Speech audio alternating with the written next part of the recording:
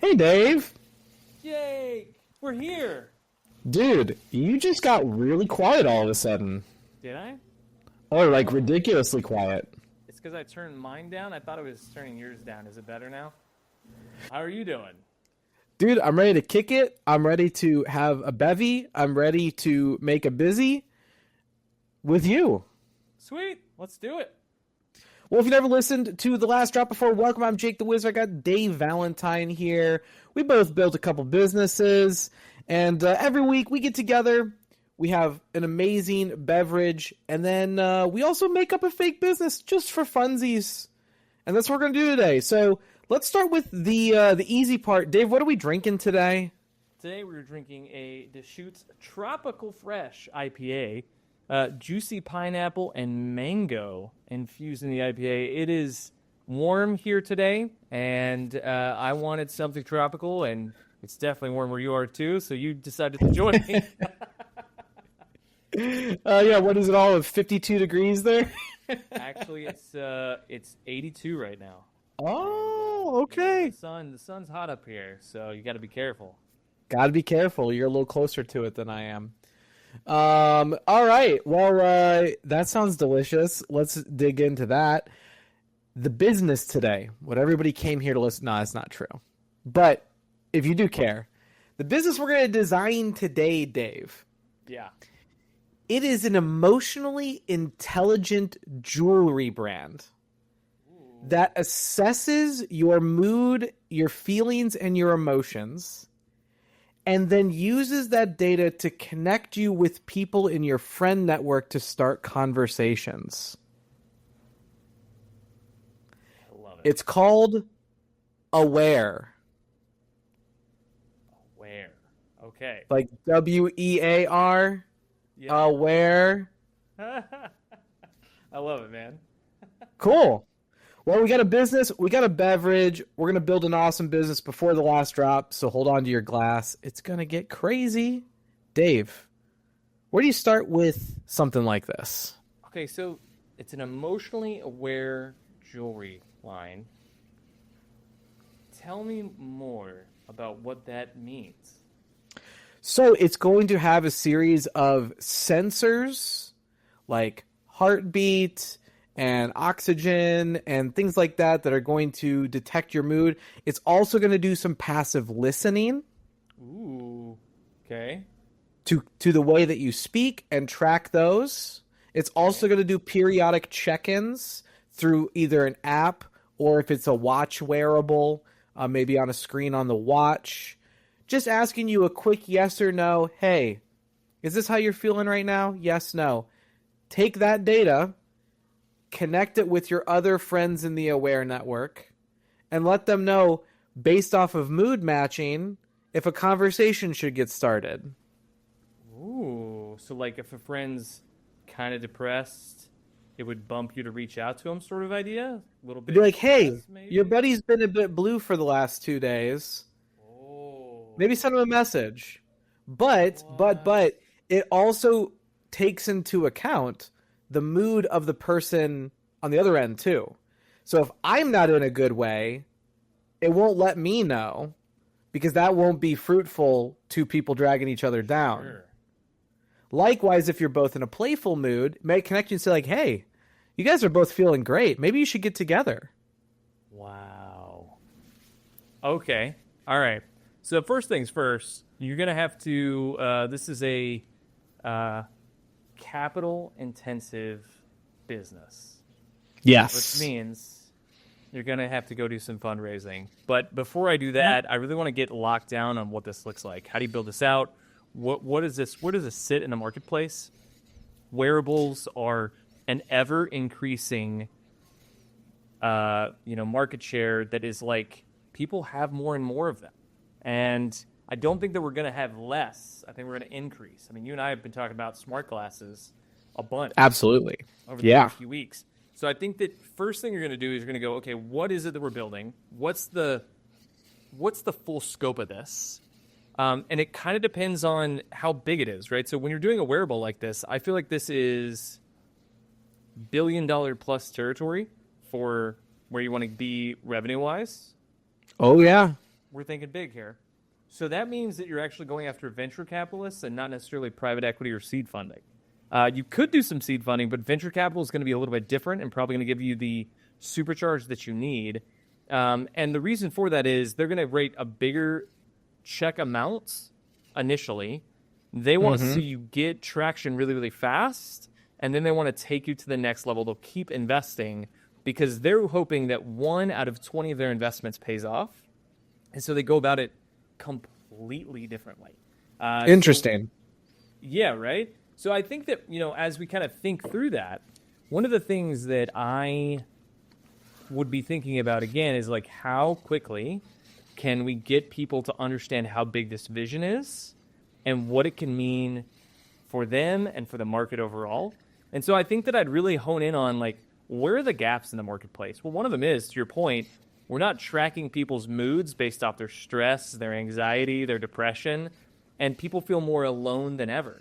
So this is actually a way for people to connect. Yes. Which I think is just absolutely stunning. And then once you kind of have that vision laid out, I think it's also assembling the team. Because one of the things that VCs love to hear is, we put together a kick-ass team. So if we can do something where it's like, hey, look at our team. Also, this is the vision. So here's the vision. Here's the team that's going to carry it out. By the way, here are the other people we'd hire once we get your full backing. And this is what it looks like when we take it to market. I think that that's where I would start. Where would you start? Yeah, I think I agree. I'm already thinking into product development and rollout phases.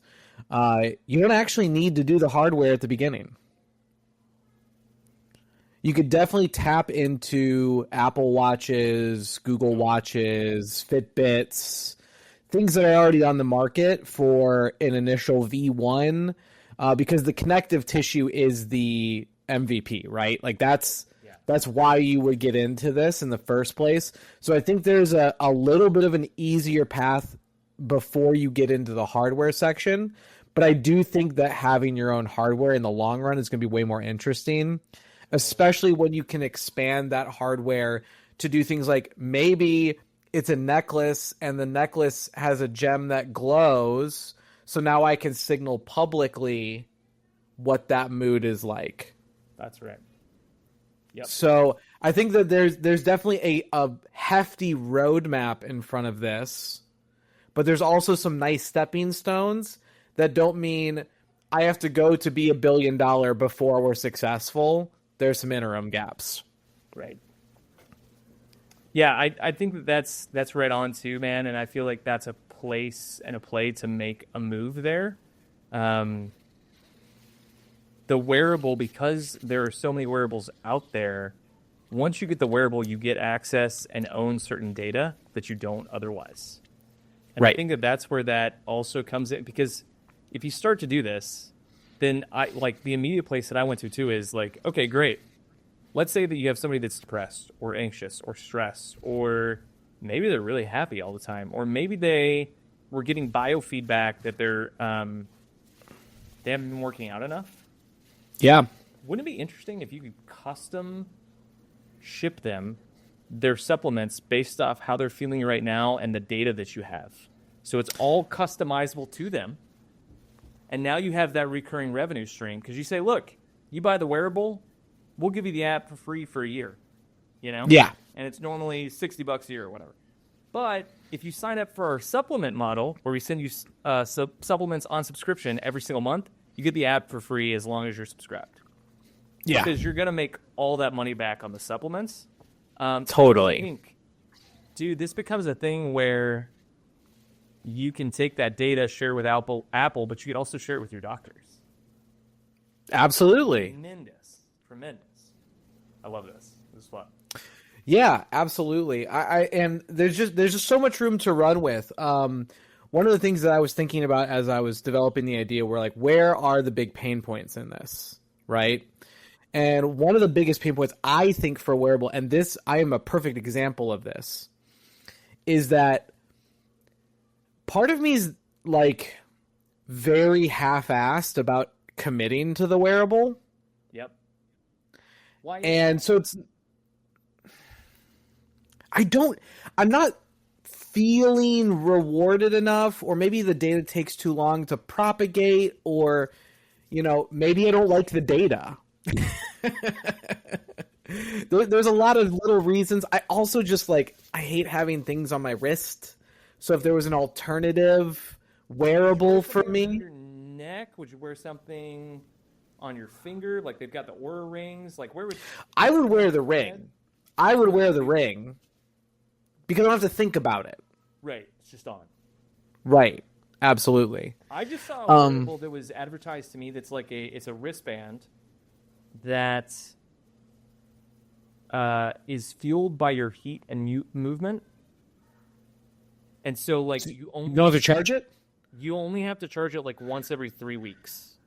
Whoa. Mostly using your body temperature and your movement to give it energy, which I was like, okay, that is the game changer. Because if you could have a ring, to your point, I never take off my wedding band.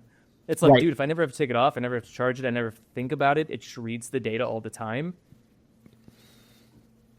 Great. Well, and honestly, for small electronics like that, the technology is already there. Unfortunately, there's one company that owns the patent on it, and they're not sharing. Citizen owns a technology called EcoDrive. Nice. You never have to wind their watches. Right. And I have an EcoDrive watch. I haven't wound that thing 6 years, 7 years. Right. Because it's charging from the sun. It's a photoelectric cell on the face of the watch. If we go get that from them, I don't know. They're being pretty stingy with it, though. Yeah, but if you cut them into some of if you give them royalty on it or something like that. It's already a wearable. Yeah. Yep.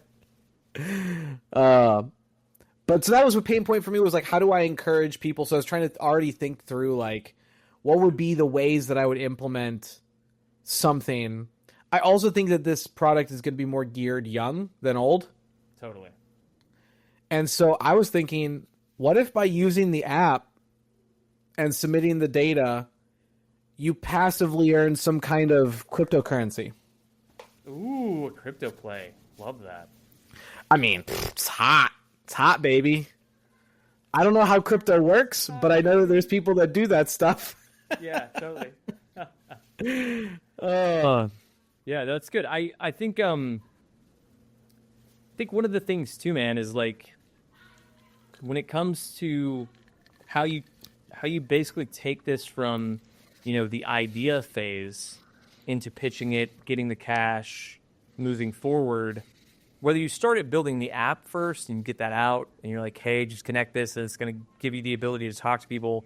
There's a social networking component to this as well that I think is really, really interesting. You could piggyback on social media networks as it is, but when they download the app, it automatically, intrinsically allows you to control those interactions. Mm-hmm. You need to have a closed loop system where you're able to, I know this from wearing an Apple Watch and sharing data with friends. Whenever they complete an exercise, I get pinged. And so it has all these pre-generated, sayings that I can send their way. And some of them were pretty funny, right? If somebody walks under a mile, but they track it. One of my favorite ones is just a response. It's pre-populated. It says, "Did you miss the bus?" And then there's some that are more serious and whatever, but they're all supposed to be humorous. And I think that there's a way that you could take that a step further. I always like to write my own on those responses, but you could have something where it's a meme or a GIF. I know you and I are big GIF fans, and yeah, I think that there is something that you could do with that too, where it's sending it to your buddies whenever system's feeling blue, or maybe when they're excited. What's that? I forget. This is kind of a more common thing lately, but it's people asking, there are a lot of friends that you could call when you're down, but how many friends would you call when you're excited and would celebrate with you? Mm-hmm. And I think there's something to that, man, of you could kind of send these out and see more of who your friends are that actually are dude, I'm for you. Yeah. And it would be incredible. So Well, I also think the kicker for the actual hardware for me, that I think is the most intriguing part of this, and obviously people are going to not like this feature, right? You don't make a great product and not offend some people. Like, it's just how it goes. that's the way it is. I think the active listening is really interesting. You have to obviously figure out a way to encrypt and delete and make sure that's secure as hell. But if my active listening, wearable picks up that I just watched season 3, episode 20 of The Office, and it knows you're an Office fan, it could let you know, be like, hey, they just finished this episode. Right. Send them a message. Start those conversations. And you can obviously tune that up and down. You can have settings. It's like, I want a lot of notifications about my friends. I want no notifications I don't want to send that many notifications to my friends. You'll have to have some dials there, but opportunities to start conversations. Another one I thought of is like when you can't fall asleep and it's like 1:30 in the morning. You can hit it and send out a ping, and it will ping your friends who are also up. Totally. So it's a way to not be alone in your universe in a way that social media, I think, doesn't hit. Right. I agree. Okay, so once you have that kind of plan figured out, are you still think you need to pitch for some cash here no matter what too? I mean, like, is that kind of in your radar? I mean, I think that the idea is novel itself as an app, as an extension of hardware that exists. The novelty and the thing that's going to get VCs invested is the hardware play and the data collection play. Yeah. So I do think going to a VC with the full idea, but showing the phased rollout is a very, very powerful pitch. Yeah. Okay. Sweet. I love that. It's also self-sharing from a marketing perspective. Totally.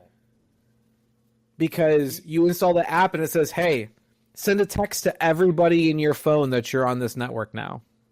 Do you do like an invite only sort of rollout of the app that way then? When you think about how to go to market, there's like, I think about Robinhood when they first launched. They're like, you had to get an invite, and there was only so many that you could send out. So like somebody had to be on the platform and send you an invite, and you could only send out like 10 at a time, like total. And so the other thing that it did though was it also, if you got 10 people to sign up, so if somebody like didn't sign up for, I forget what it was, like a week or something, then you got that invite back. You could send it to somebody else. And the more invites that you got accepted, if you got all 10 accepted, you got another 10. And you actually moved up in the queue of like when you got access to the app. And so it was like a great gamification, not that you like that, and of getting people to engage with it. And so I remember, dude, I was like, I sent it to, I don't know, like I got 18 signups is a better way to put it. So I like moved way up. And not everybody used the app ultimately, but they had a lot of people that had their emails, and it was kind of pushing it forward. Would you do something kind of like that, or how would you roll out that app to get adoption?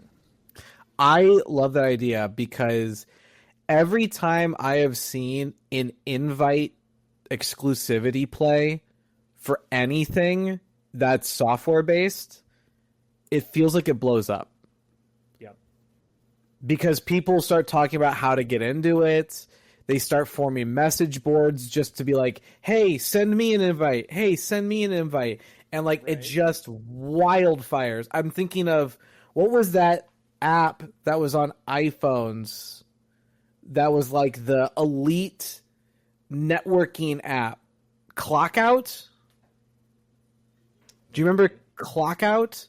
It was about a year, maybe 2 years ago that this thing hit. And it was like, it's only on Apple because we know that only people worth it are on iPhone. Like literally that was part of their like messaging. And you could only get in through like an invite, or you could apply, but the application like window was like you could get accepted in the next 70 days or something. Like it was like it would take forever. So the invite was the only real method.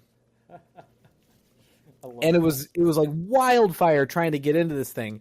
Same thing. There's Valve does this really well with their games because they release them in beta a long time before they go to full release. Right. And they'll be like, okay, here's 500 codes, but each person who has a code gets unlimited additional invites to your friends. And so there was literally like forums of post your friend ID and I'll send you one and I'll send you one. And it's like, if you got one, you're responsible for doing 10 people kind of deal, you know? And it just builds its own buzz. So I think that's a great marketing strategy that costs very little. But I do think doing some generalized marketing on top of that to build that demand outside of that, like hit it from both sides, and it can be a firestorm. Yeah, love that. Love that. All right, so what's next, Jake? So where do we go from, like, I know we're kind of talking a little about go-to-market there, but what else do you see is kind of like in the pipeline in order here? Well, I think you're going to need to do a lot of Q&A testing, to be honest. There's going to be a lot of user testing before you take this thing out. Namely for the fact that you're going to need to know what controls people are going to want. Right. Because it is going to over-collect, and it is going to have more suggestions within its neural net than you probably want to use. So you got to find that right balance so that when people sign up, it's not, I don't get enough messages ever, and it's not, I'm getting messages every 4 frickin' minutes. Yeah, I feel like it's going to have to be one of those things where you batch some of those ideas. So, like, the data rolls in and you start to batch that information in a way that allows for you to maybe get a ping, and it's like 3 friends at once. Yeah, like a little digestible summary. Yeah, and just like a little, hey, Jake, Dave, and Rebecca are feeling blue today. Click here to shoot them a message, right? Or whatever. And so, like, that's kind of fun. Yeah, I think it's good. Again, there is some things that I think would be very timely, right? Yeah. Like, hey, my friend is blue and they just got to the Empire State Building. You know, maybe call them. Yeah. Yeah. But also those fun moments too, where it's like they just got to Chili's 5 minutes from you. Right. Are they eating food alone? I don't know. Right. Maybe they could use a friend to go eat with. I can jam over there, you know? I think there's some cool opportunities for human connection that are going to take some playfulness to develop. Yeah. Yeah, I think so too. And I think that one of the things too is like we're making hypotheses about this data, but to your point, it's going to refine a little bit over time. So if someone has a reduced heart rate variability, typically that means that their body is undergoing stress. Some of that could be attributed to increase in exercise output. Totally. Figure out, like, what's that line too? Like, is it just that they normally work out 2 hours a week and this week they worked out 4.5? Does it have to be double? Is it triple? And that's where I think the quick questions from the app back to you. Yeah. It's like, hey, did you just work out? Right. And it's like, no, I just went up a flight of stairs, you ass. Yeah.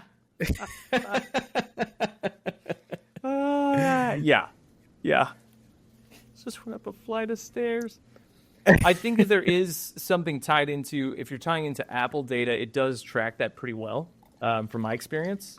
So I think that there's something there to that. I also think, like, so Apple will ask you things, I know that this has happened to me, where, like, if your heart rate goes up above, like, 120, 140, it'll be like, hey, are you okay right now? If you're not moving. So where I've experienced this is in the sauna, right? So I'm sitting in the sauna. I'm intentionally baking myself. I forget that I have my watch on. I'm like, oh, crap. Yeah. Oh, look, my heart rate's at 150, and I'm sitting still because it's freaking 200 degrees in here, and I'm cooking from the inside out. But, right. Okay, fine.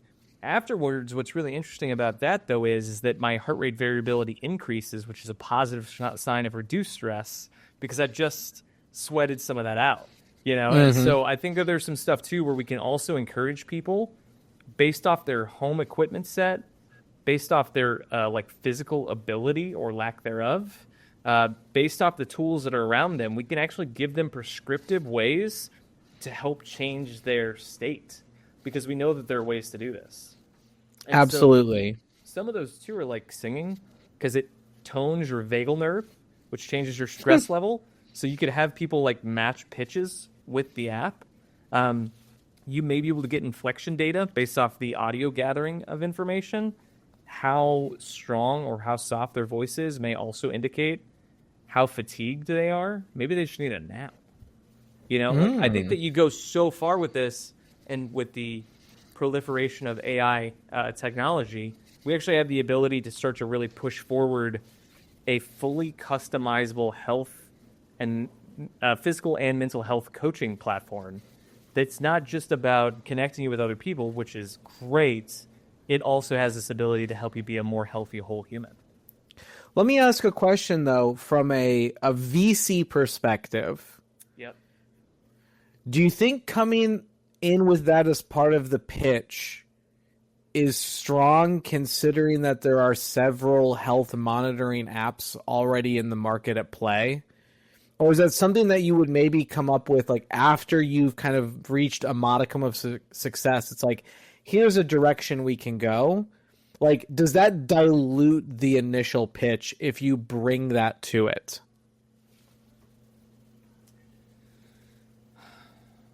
I don't know if it dilutes the initial pitch. I don't know. I think that that's one of those things where, like, I would spar with some people that have done a lot of pitching in the VC space before I do that. Like, this is one of those moments where hiring an expert for a couple grand before you have a boatload of cash from the VC may help you get, instead of getting 2 or 3 million, may help you get 15, 16, 17 million. And at a much higher valuation too. So I think there are firms that really do teach you how to pitch, VCs in particular. Sometimes they want a percentage of what you raise, and that's okay. But I think that for something like this, because I'm now guessing, I would start to bring in some experts that actually know this space really, really intimately. What about you? Do you think it changes the conversation or not? I think the one cool thing that you can pitch, you can spin this as, is almost like the anti-social media network. Because it's generating one-to-one connections. Right. Versus one-to-many with a result of maybe a one-to-one. Right. And also, you curate your social media. This is raw. This will be uncurated. Yeah. So when I look at this, there's a pitch angle that's like, it's the anti-social network. It's the anti-social media social network. Based on your reality, period. Full stop. And so I'm wondering if, like, bringing the health conversation into it early is maybe going to dilute that, especially since there's some heavy competitors in the market like Fitbit. Right. Yeah, I don't know. I think it's so interesting of a space, and there are inherent challenges with whatever direction you go. And so totally. I think that's the part where it's like, all right, you're going to have, I mean, like, I love this Liz Gilbert saying, no matter what you do in life, you're going to have to eat a shit sandwich. You just have to really love your flavor. And so it's like, I think it's that whole thing where it's like, dude, there's not a wrong way to go about this probably. there may be a way that's easier, and there's going to be, each way is going to have its own challenge. And so you have to just be like ready for that challenge that is associated with the path you take. All right. So Gotcha. you do that. Then you're like, all right, it's go time. How are we really pushing this thing out? I mean, I think we talked about it. We do kind of a blitz campaign to create awareness, but limit access artificially through the invite system. Yep. The other thing that the invite system does that's particularly powerful for this is that I want my friends on the platform because that's how the value is created through the platform. Yes. And so I think there's a play to be made where maybe there's a variant of the app that's free that doesn't link with a wearable, and it just asks you questions. So I can still use it even if I don't have a wearable with my friends. And then the subscription fee, if you even decide to do a subscription fee, depending on how you monetize this, is linking a wearable or something like that. Yeah, I think it's one of the things that I kind of see here too is that you could have, because there are so many UVPs that you could have associated with this, I feel like you could have multiple campaigns that are targeting different audiences in a unique way. So, an example, you could have a campaign to parents of college kids. Okay. So, worried about little Johnny, little Susie, they're going off to college. You know, you want to make sure they're safe, that they're healthy, that they're mentally well. Buy our products, and you can be connected at any point at any time and know how they're not just physically doing, but how they're emotionally doing as well, right? And like, that could be a component that's really kind of interesting to them. On the flip side, you have people that are our age that it's like, I have a group of guys that I stay in contact with, and we have a text thread, but we've tried other modes and modalities of staying in touch. So for a while, we found this app called Cappuccino, where we would like record audio. This was a cool idea. It was a cool idea. It was just challenging to do. We would record audio messages to each other, and sometimes it would like prompt us, or we would prompt each other, or whatever. So it'd be like, what's the best concert you've ever been to and why? Would be like a prompt example. And so then people could have an opportunity, all six of us could have an opportunity to record an audio message, and then it would upload to the server. The next day, it would mash all those together, and then it would put some audio, like some music behind it, and it would make it into a podcast. And so we could hear everybody's responses when we're like waking up the next day for the work day, and we'd like get a little like, oh, here's what I'm thinking about. And you're like hearing people's kids in the background and spouses and stuff. And like, it's super fun. There were some reasons why we stopped using it because it just wasn't totally viable. But I think there's a group of people that are like, hey, do you want to stay in touch with your close friends? You want to have tighter knit communities. To your point, this is the real social media. No perfect faces, no curated photos, no filters. This is the unfiltered you with the people who know and love you the most. And so I think there's also another way to go like that angle. And then I think there's also the people that are like, dude, I just want to be healthier. And like, I have a Whoop. I have an Apple Watch. I have these other wearables. They're giving me feedback, but they're not giving me supplement prescriptions. They're not adjusting those prescriptions based off what I'm doing. And they're not giving me insights into how much more sleep I should be getting today as opposed to yesterday, as opposed to the day before. So I think there's some ways that you can take that data and really up-level it a few notches to really achieve what you're hoping to achieve here. And that taking it to the marketplace, man, I feel like there's so many different UVPs you can tackle to see which one sticks the best with the biggest audience.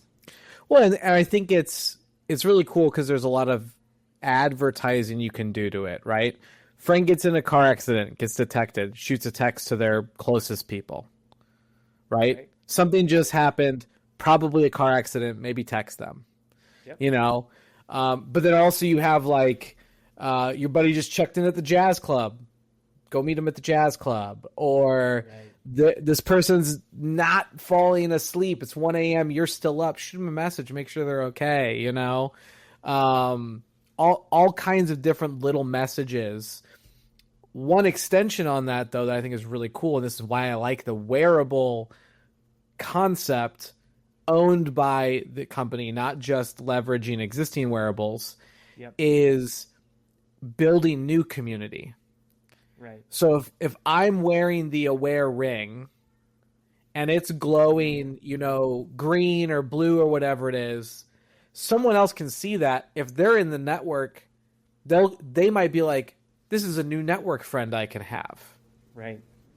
You know? Right. Yep. And so it's self-propagating, and it builds your own community in a new way that you never would have thought.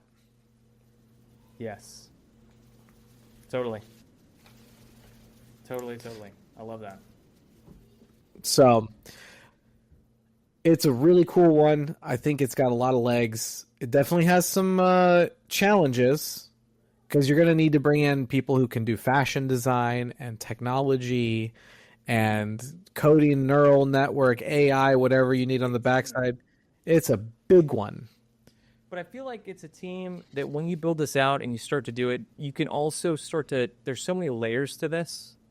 Mm-hmm. It could have a meditation app. It could have a prayer app. It could have, like, you could take this and run with it in so many fun little nuanced spots. Oh, totally. To provide an overall wellness. I mean, honestly, it reminds me of a dear friend of mine. He wrote a novel about something like this. And he loosely wrote the unintendingly bad guy, like villain, in the story was loosely based off me. I think it was more based off me than he wanted to admit. But, like, basically the idea was there was this wearable that would tell people what to do based off how they were feeling and to live a better life. It was a mixed match of me and Michael, who's the guy in Tennessee? Crap, dude. I can't remember his name. It doesn't matter. He does, like, a whole, like, business and wellness kind of business, right? Okay. And it's been super successful. So anyways, some mixed match of us and a couple other people. But basically the idea was this wearable that would tell you, hey, if you meditate more, you get more points. And it shows up across the globe to, like, social media. It was a little Black Mirror-ish. Everybody can see, oh, he worked out today. Oh, he went and climbed a mountain. Oh, he would, she was meditating. Oh, she did yoga, and so, like, they get more points, and the more points you get, the closer you get to be to the stage for the launch events. And, like, the more you get to be backstage, and you have to be at a certain level in order to, be working for the top execs. And, like, it was crazy and a parody, and, like, it was funny. And I think that there's an element to this where, like, if you start to build wellness for people with biofeedback and then their own expressed experience. And I think that you could also do a thing too, Jake, where you have AI tapped in. So it's not just feedback like I'm filling out a form. It's actually a conversation. And you can train AI to pick up on connotation, like the inflex of voices and, like, how they're speaking. And so it may be able to pick up on subtleties that the individual who's giving the feedback isn't even recognizing because it's all subconscious. And so then totally you're creating an ecosystem that's giving more profound feedback than a therapist, a physical, like, coach, and or a nutritionist. Like, this just becomes this pervasive thing. I'm in. Where can we start? I feel like it's $100 billion idea, man. This is great. Yeah, absolutely. There's so much. All we got to do is go get Simon Sinek to be the face of it. We're golden. I almost spewed on that one. That was perfect. Yeah, and you're right. He's the right guy. He's the only guy that could do this one, right? I feel like he's the face of everything that is perfect for this brand, and he would actually get people to be like, yeah, I should buy in. Oh, totally. Yeah. I would love, but also it's cool because it is about community. So you could easily get celebrities in on this very quickly. Totally. Wouldn't it be interesting too, if with the celebrity stuff? This is just fun. I know that we're wrapping up.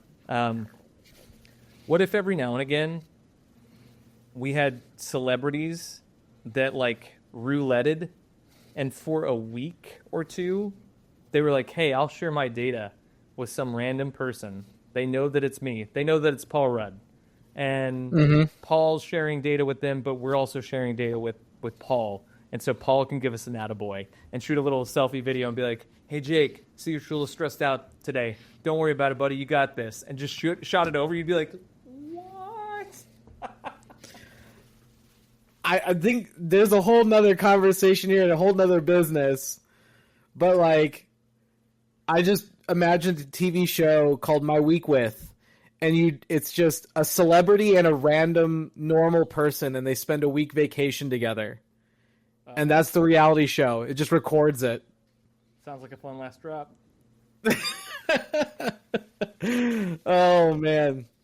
Well, Dave, I appreciate hanging out and talking about this crazy idea with you, man. I love it too, brother. Thanks for chatting. Yeah, and if you like this show and you want to see other shows like this, check out the Vox and Coin Media Network. We've got Last Drop and the Vox and Coin Show, as well as Unicorn Campaigns. All great, business-focused, help you grow in whether you're an entrepreneur or you're a CEO. It's just a good time to talk about marketing and business at a raw level. There's no sugarcoating in any of these shows, so definitely check us out, Vox Coin, on your favorite network, whether that's YouTube, Spotify, Apple Podcasts, or whatever. Dave, if I wanted to just connect with you because you're so brilliant and you're a wise, sometimes secretly evil computer health app, where can I find you? Yes, you can find me at RealDVal on Twitter, Instagram, and TikTok, or you can find me, Dave Valentine, on LinkedIn, where I post usually a couple times a day. Jake, what about you?